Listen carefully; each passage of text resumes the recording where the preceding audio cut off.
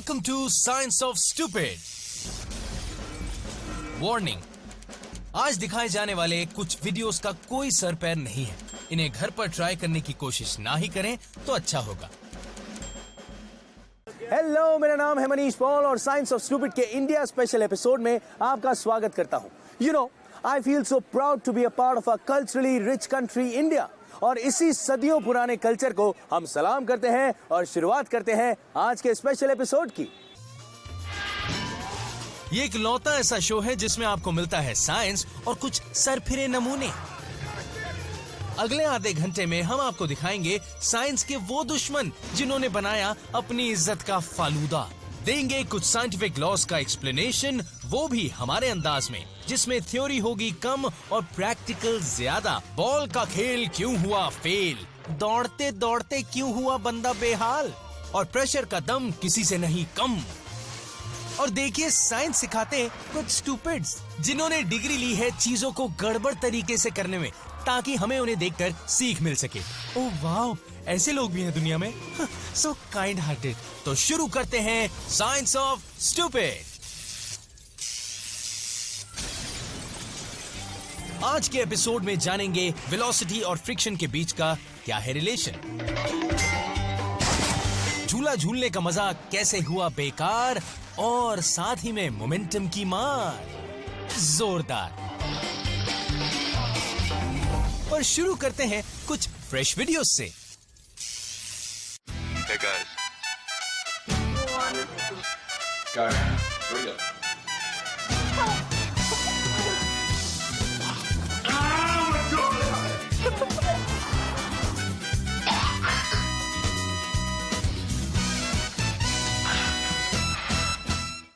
Spicy food actually आपका मुंह नहीं जलाता, वो तो बस मुंह में मौजूद रिसेप्टर को ट्रिगर करता है, जो फिजिकल हीट से मिले पेन को भी रिस्पॉन्ड करता है.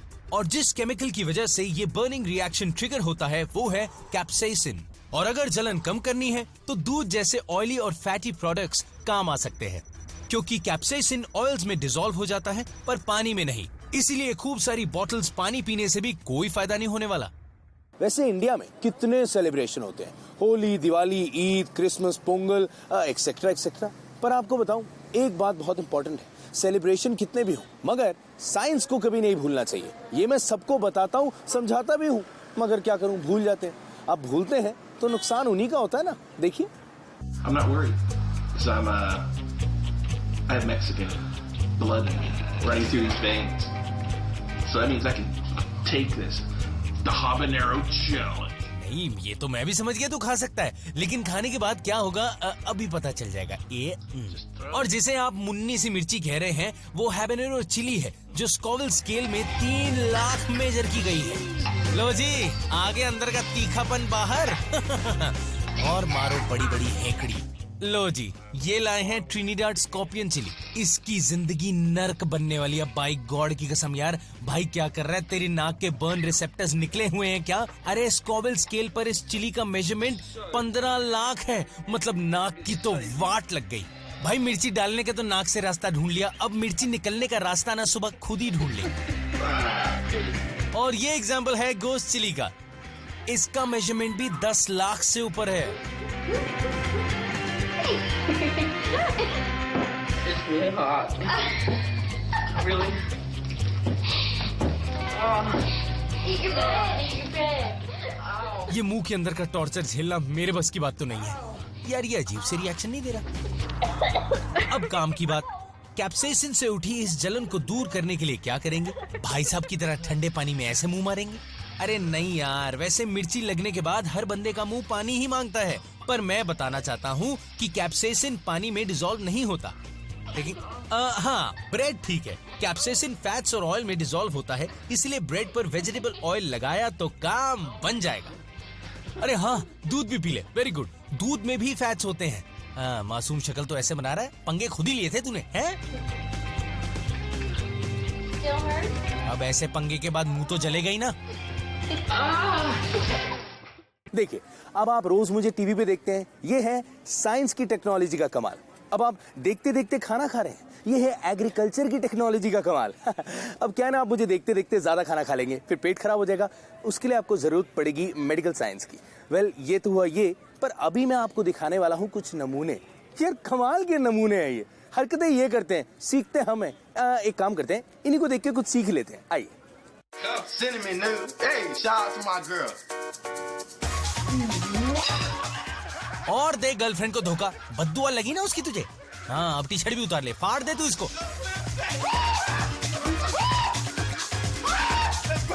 अरे वो तो जलेगा ही मेरे भाई, और तुझे शायद ये नहीं पता, सिनेमन एक कॉस्टिक पाउडर है जो तेरे फेफड़ों में चिपक सकता है और उन्हें नुकसान भी पहुंचा सकता है। ये डिसॉल्व नहीं होता, वहीं चिपका रहता है। So I have a spoon, and I want a spoon bigger than this. अब आपको मिलवाते हैं एक एक्सपेरिमेंट सनकी से। Hello Pinky. All right, so here's the cinnamon. All right? Oh hello बाल की दुकान, शायद तुम्हें पता नहीं है चम्मच बहुत बड़ा है। मैं बता रहा हूँ बहुत पछताओगी। अभी देखना मुंह में ब्लास्ट होगा। ये लो, हो गया।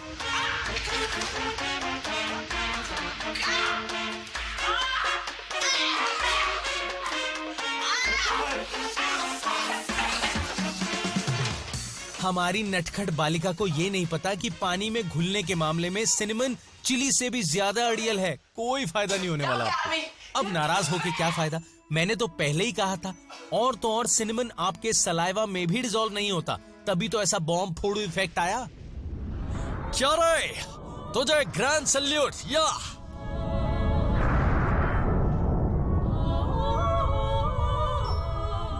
Over and out. Over and out. Height phobia जिसे कहते हैं वर्टिगो, बहुतों को होता है। और उनका ऐसा शौक पूरा करते हैं जिप वायर्स, जो दिखाते हैं हसीन नजारे, मगर हाइट फोबिया है तो मामला खतरनाक हो सकता है। जिप वायर की जर्नी की ट्रैजेक्टरी को कहते हैं कैटेनरी, जो राइडर और केबल के वेट से होती है। आखिरी पॉइंट पर पहुंचकर कैटेनरी हल्के से ऊपर की तरफ एंगल होती है ताकि राइडर रुक जाए और बिना किसी परेशानी के उतर सके। सभी जिप वायर्स थोड़े झुके हुए होते हैं। वैसे मैं आपको दिखाने वाला हूँ कुछ वीडियोस, वो इसीलिए क्योंकि इस वीडियो में कुछ लोगों ने कुछ गलतियां की हैं और आप ये गलतियां देखें और सीखें और इन्हें कभी ना दोहराएं। देखिए, मेरी मैथ्स इतनी अच्छी नहीं थी, मार्क्स भी अच्छे नहीं आते थे, पर एंगल देख के लग रहा है ये 4 डिग्री तो नहीं है। बेटा जरा संभल के। एक फैक्ट बताता हूँ, आपने 4 डिग्री एंगल को 1 डिग्री भी बढ़ाया तो स्पीड 25% बढ़ जाएगी और लैंडिंग कुछ ऐसी होगी, पानी पानी। ये मेरा दोस्त है, एक्चुअली इसने मुझे कहा कि साइंस ऑफ स्टूपिड में मुझे लॉन्च कर दे यार। ले, लिटरली लॉन्च हो गया ये तो। अब मैंने मना किया तो बताइए, खुद का लॉन्चिंग वीडियो बना के भेज दिया। How funny. जिप वायर्स की वेट टेस्टिंग भी जरूरी है। इस एक्टिव बच्चे ने टेस्टिंग की, पर शायद वायर ढीली बंध गई इससे बेचारे से। यार उतना तो इस चोट से दर्द नहीं हुआ होगा जितना बेइज्जती से हो रहा होगा। मतलब मजाक भी उड़ने की हद होती है ना। और जब एक सिटी में रहने वाले अंकल ने जंगल में टार्जन बनने की कोशिश की तो जंगल ने कहा क्यों न इससे बदला लिया जाए, और काम किया पेड़ों ने। गीत गाया पेड़ों ने अंकल के लिए। जय हिंद। यार जब मैं ये सुनता हूँ ना तो मेरे दिल में पता नहीं कुछ एकदम कमाल का जज्बा आ जाता है। वैसे हिंदुस्तानियों में ना कुछ कर दिखाने का जज्बा हमेशा रहता है और इस जज्बे को मैं सलाम करता हूँ। और इसी के साथ शुरुआत करता हूँ साइंस ऑफ स्टूपिड के एक नए एपिसोड की। जय हिंद। किसी भी झूले का मोशन होता है नीचे खिंचती ग्रेविटी और चेन्स की टेंशन की वजह से, जो आपको पेंडुलम की तरह एक आंख में झुलाती है। अगर आप झूलते झूलते जंप करना चाहते हैं तो आपको लॉन्च एंगल और वेलोसिटी के बीच का करेक्ट एंगल समझना होगा। अगर आप ऊपर से जंप करेंगे तो आपकी ट्रैजेक्टरी उतनी सीधी होगी, डाउनवर्ड स्विंग की एनर्जी वेलोसिटी में कन्वर्ट हो जाती है। इसीलिए नीचे से कूदेंगे तो आपकी स्पीड अच्छी खासी हो सकती है। अब देखते हैं यहाँ पे परफेक्ट जंप हुई कि नहीं। नहीं बेटे, गलती हो गई। माना झूला झूलते झूलते टॉयलेट आ गई, पर इतनी भी क्या जल्दी थी। Wow, very smart looking boy swinging, very nice. Mona, I think इसको आ रही है नींद, इसे है सोना। ए सर्किट, इसको हॉस्पिटल ले चल। अरे ले चल दोनों भाई, लेकिन पहले इसकी गलती तो बता दोनों भाई। भाई कहते हैं कि बड़ों की निगरानी में बच्चे सेफ रहते हैं, पर ये देखना, ये तो औलाद का दुश्मन लगता है। अरे रुक जा मेरे भाई, बच्चा निकल लेगा। अरे भाई अब हंसना बंद कर दे, एक तो बच्चे को गिरा दिया, ऊपर से दांत ऐसे फाड़ रहा है मानो हैप्पी डेंट का ऐड कर रहा हूं। लोएस्ट पॉइंट से जंप मतलब वेलोसिटी तो ज्यादा होगी पर हाइट उतनी नहीं मिलेगी। और अगर इस बच्चे ने 45 डिग्री से थोड़ा सा नीचे छलांग लगाई होती तो मिलती परफेक्ट ट्रैजेक्टरी, पर अफसोस बालक ऐसा नहीं कर पाया।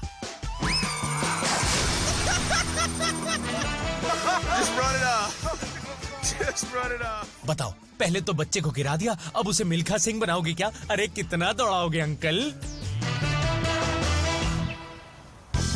कुछ होते हैं जिन्हें स्टंटबाजी का बहुत शौक होता है, लेकिन साइंस में बिल्कुल जीरो होते हैं। बेटा थोड़ी सी साइंस पढ़ ले। देखिए इन प्रोफेशनल रशियन स्विंगर्स को, ये चेन की जगह सॉलिड मेटल पोल्स का यूज करते हैं और करते हैं कमाल। वाओ व्हाट अ जंप यार। स्विंग आर्क डिपेंड करता है चेन्स की टेंशन पर। देखिए जब स्विंग्स बहुत ऊपर चली जाती है, चेन्स का टेंशन कम होता है और सीट गिरती है, पर सॉलिड पोल्स में ऐसा नहीं होता। जैसे इन्हें देखिए, ये 360 डिग्रीज भी कर रहे हैं। वैसे घुमाने वाले को जितना मजा आ रहा है, मुझे नहीं लगता कि घूमने वाले को उतना मजा आ रहा होगा। ये चीखें उसी की हैं। बेटा संभल के, बेटा। ओ लो। और स्नोबोर्ड से जब करते हैं जंपिंग तो रखनी पड़ती है कुछ बातें दिमाग में, जैसे कि स्नोबोर्डिंग कीजिए स्नो पर, वरना हो सकती है आपकी अनलोडिंग। कम ऑन यार, एक नाला पार नहीं कर पाया। और कोई होते हैं जो अपने मजे में दूसरों को भी नुकसान पहुंचा सकते हैं। Very active. संभाल लिया यार, पर सबको संभालना भी नहीं आता ना। नीचे आते हुए स्नोबोर्डर अपने बोर्ड के अपहिल एज को स्नो में ऐसे मोड़ता है जिससे वो गिरने से बच सके।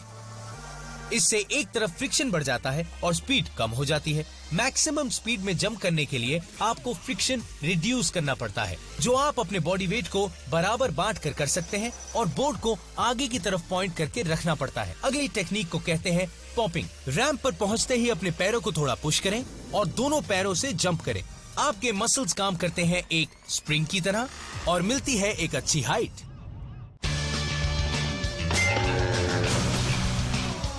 भाई साहब इसका पॉप तो बड़ा खतरनाक था। भाई तेरे सर पे 2 पॉप निकलेंगे अभी। और अगर करना हो अपने स्टंट से किसी को इम्प्रेस तो थोड़ा सा आगे झुक जाएं। एंगुलर मोमेंटम बढ़ाएगा आपकी स्पीड। अरे यार एक मिनट, अरे इसने तो दिल पे ले लिया इम्प्रेस करना यार, और दूसरे ने स्टंट को हल्के में ले लिया।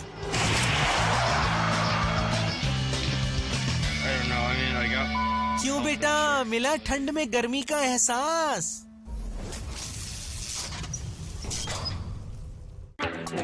लो जी मिस्टर ढक्कन कुमार। भाई साहब माउंटेन क्लाइंबिंग होती है, ईंट क्लाइंबिंग नहीं होती। देखिए इनकी तरह सेफ्टी गियर साथ लेकर चलें, अब पर इनकी तरह प्लेसमेंट ना करें बस। जरूरी फ्रिक्शन बनाने के लिए आपको क्लाइंबिंग सरफेस पर ज्यादा से ज्यादा फोर्स अप्लाई करना होता है। जितनी जोर से आप प्रेस करेंगे आपको उतना ही फ्रिक्शन मिलेगा। ज्यादातर क्लाइंबिंग सरफेसेस पर आपके पैर और हाथों को ऐसी जगहें मिल जाती हैं जिनके सहारे आप इतना फोर्स लगाते हैं कि ग्रेविटी को मात दे सके। उसमें आपको जितना हो सके सरफेस के नजदीक रहना होगा ताकि हाथों पर उतना प्रेशर ना आए, और पैरों से पुश करके फ्रिक्शन बढ़ाते रहना चाहिए, वरना ग्रेविटी आपको खींच ही लेगी। अब इन भाई साहब को देखो, यहाँ तो ग्रिप मिल गई, लेकिन अब आगे क्या होने वाला है? यहाँ पे ढूंढने से भी भाई साहब को कुछ नहीं मिल रहा। बताओ, शायद बेचारे को पहले पता होता तो ऊपर आता ही नहीं, पर ऐसी सूरत में इसको चिपक कर रहना होगा ताकि मैक्सिमम फ्रिक्शन बना रहे।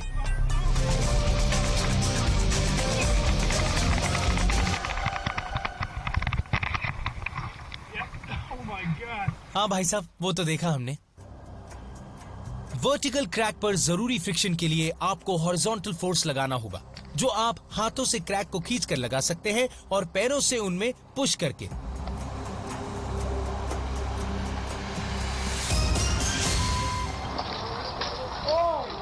वरना ग्रेविटी के खिंचाव से जो दर्द होगा ना, बड़ा खतरनाक होगा।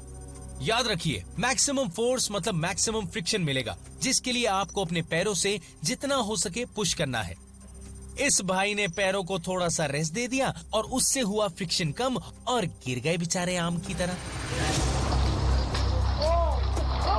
अब मान लीजिए आपकी गर्लफ्रेंड ने अपने दरवाजे बंद कर दिए हो आपके लिए, तो आप ये टेक्निक भी इस्तेमाल कर सकते हैं। So how are you gonna get down? नहीं, अब वहां तक पहुंच तो गए भाई साहब, उतरोगे कैसे? कुछ सोचा है? Damien! जोश और साइंस की नासमझी ने डेमियन को जबरदस्त फोर्स के साथ जमीन पर पटका, पर शुक्र है सिर्फ हड्डियां टूटी यार। प्लीज दोस्तों, आप डेमियन से इंस्पायर्ड बिल्कुल ना हो। दीवार के अगेंस्ट आप जितनी तेज पुश करेंगे, आपको उतना अच्छा फ्रिक्शन मिलेगा और आपका बॉडी वेट ग्रेविटी के चुंगल से निकलने की कोशिश कर रहा होगा। और जब डेमियन पहुंचा सबसे ऊपर, कर दी उसने सबसे बड़ी गलती, पैर खोलने की। पैर खोलने से उसका अब तक का लगाया फोर्स हो जाता है कम और रिजल्ट आपने देख ही लिया। मैं तो कहता हूँ ऐसी डेयरिंगबाजी दिखा के क्या फायदा जिसमें हड्डियां डांडिया खेलें। साइंस ऑफ स्टूपिड के इंडिया स्पेशल एपिसोड में आपका स्वागत है और आज हम सेलिब्रेट कर रहे हैं और बात कर रहे हैं भारत की और भारतवासियों की। वैसे आप लोगों ने गांधी जी की वो कहावत तो सुनी होगी, बुरा मत देखो, बुरा मत सुनो, बुरा मत बोलो। यार मैं ये बात मानता हूँ कि अगर सब लोग इस बात को फॉलो कर लें तो किसी को कोई मुसीबत नहीं होगी, कोई परेशानी हो ही नहीं सकती। पर अब कुछ नादान स्टूपिड हैं जिनका मुसीबतों के साथ कुछ अच्छा तालमेल है, कुछ कमाल की टाइमिंग है। मतलब मैं क्या बताऊं इस टाइमिंग के बारे में, नहीं मैं बता नहीं सकता। ये टाइमिंग आपको देखनी पड़ेगी, खुद ही देख लीजिए। ये घन चक्कर, ये गोल चक्कर जानबूझकर नहीं चला रहा, इसकी गाड़ी बिना रुके घूमी जा रही है। वजह है आइस ऑन रोड। और ये सड़कें सिर्फ कार वालों को निशाना नहीं बनाती, कुछ शरीफ साइकिल वाले भी इसकी चपेट में आ जाते हैं। असल में दिक्कत आइस नहीं देती, दिक्कत होती है आइस के ऊपर जमी पानी की पतली लेयर से। सर्दियों में पानी की पतली लेयर रोड और व्हील्स के बीच का फ्रिक्शन कम कर देती है, और अगर हम व्हील्स को देते हैं ज्यादा पावर तो उससे व्हील्स टायर की एडिशन लिमिट पार कर लेता है और व्हील्स घूमने लगते हैं। और फ्रिक्शन की कमी की वजह से स्टीयरिंग कंट्रोल भी बन जाता है जान की आफत। और ऐसे शार्प टर्न पे तो बस पूछिए मत, ये हो जाता है नामुमकिन काम और घूमने की बजाय जाते हैं पतली गली से रोड के बाहर। ब्रेक में भी उतनी ही मुश्किलें आएंगी। फ्रिक्शन की कमी मतलब आप ऐसे ही आगे बढ़ते रहेंगे, वो भी तब तक जब तक आपको कोई रोक ना ले। एक मुफ्त की एडवाइस ना और देता हूँ, कोई भी शॉर्टकट लेने से पहले एक बार मुआयना करना ना भूलिए, वरना आइस का क्या है, कभी भी पिघल सकती है। अगर आराम से, प्यार से, बिना स्पीड दिए गाड़ी चलाई जाए तो किस माय के लाल फ्रिक्शन में दम है कि वो आपकी गाड़ी को फिसला कर दिखाए है? देखिए आइस पर ही चल रही है ना। पर अगर कार पे गुस्सा दिखाया और एक्सेलरेटर को पैरों से ज्यादा कुचला तो कार भी अपनी नाराजगी दिखाएगी यार। भाई ये तो काफी रूठी हुई कार है, ये इतनी आसानी से नहीं मानने वाली। वाकई बहुत नाराज लग रही है यार।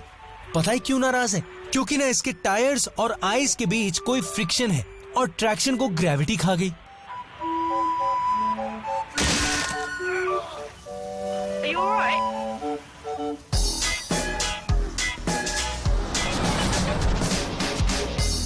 कभी कभी सुहाने सफर में आया मोड़ सफर की सफरिंग बढ़ा देता है, तो कभी रोमांटिक फिल्म देखकर घर आई फैमिली पड़ोसियों के एक्शन को चिंगारी देती है। और ये साइकिल रेस में फर्स्ट आते हुए मॉडल स्कूल के एलेक्स, पर क्या ये फिनिश लाइन पार कर पाएंगे? एक बार मैं आपको पूरी साइंस फिर से बता देता हूं। स्नोई कंडीशंस में टायर्स और रोड के बीच में एक पानी की पतली लेयर बन जाती है, जिससे फ्रिक्शन में कमी आती है और गाड़ी चलाना और रोकने में बहुत परेशानी आती है। जो मैंने कहा था उसका वीडियो एग्जाम्पल देखिए। इस शहर में बर्फबारी क्या हुई, कारें तो जैसे झूमने लगी, मस्त मौला होकर सड़कों पर प्यार के तराने गाने लगी, मानो इनकी जिंदगी में बहार आ गई हो। वैसे आपको बता दूं, इनके अंदर ड्राइवर बैठे हैं।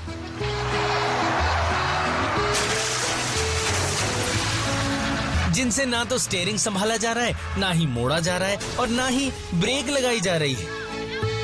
अब आपको मेरी आईसी रोड्स पर ड्राइव ना करने की एडवाइस तो अच्छी लगी होगी, है ना? पर यार ये मनचली कारों का नजारा बड़ा ही प्यारा है।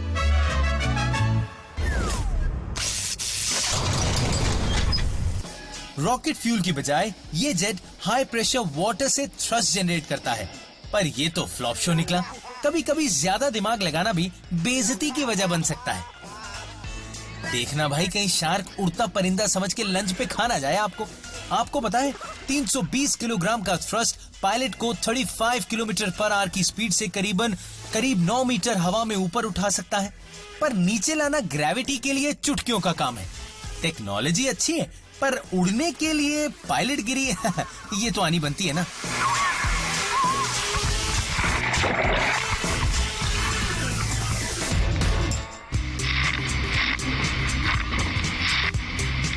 जेट स्कीज में भी ठीक यही प्रोसेस होता है।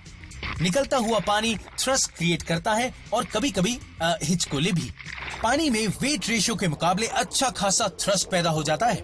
पर जोश को उंगलियों में रखने वाले अक्सर चुल्लू भर पानी में डूबते भी हैं। और किन्हीं के जोश का लेवल इतना बड़ा रहता है कि अपने साथ साथ वो शांति प्रिय लोगों को भी साथ ले डूबते हैं। बेटा, तुझ पे तो पुलिस केस होगा।